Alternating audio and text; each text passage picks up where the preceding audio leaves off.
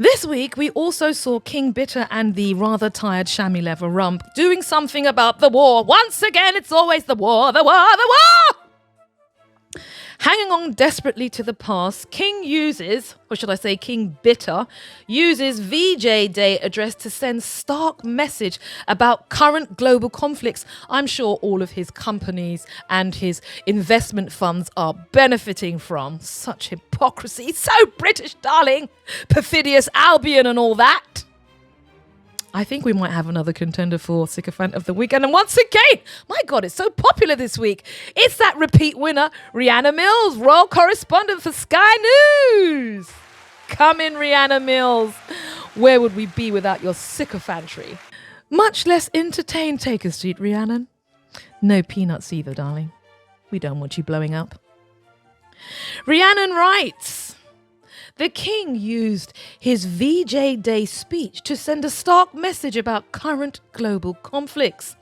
He described the anniversary as a reminder what the true cost of war extends beyond the battlefields. Yes, I know, the pillage and the thievery that people and agents of your estate have engaged in for years, maybe.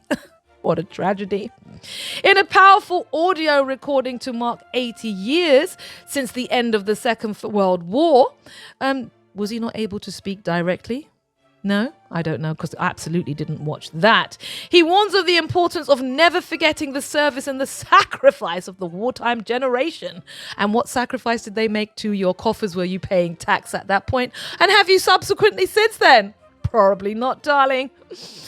That picture, we could have done without that. Those heroes of VJ Day gave us more than freedom, he says. They left us an example of how it can be and must be protected. Countries and communities that had never before fought together leaned to coordinate their efforts across vast distances, faiths and cultural divides. But you still robbed and pillaged them when you had the chance, didn't you, darling?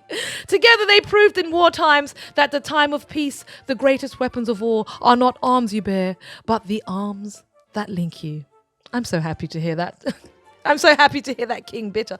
Anything to do with the arms that link you to the £1 billion that you just made on your wind farm and that you're not sharing with the rest of the British public? Anything to do with that?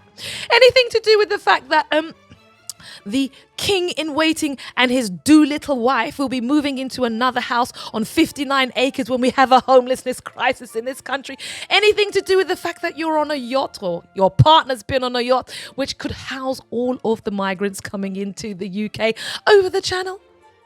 Those arms are looking somewhat cracked, frayed and torn, a little like your countenance. They remains the vital lessons of our times, Rhiannon writes.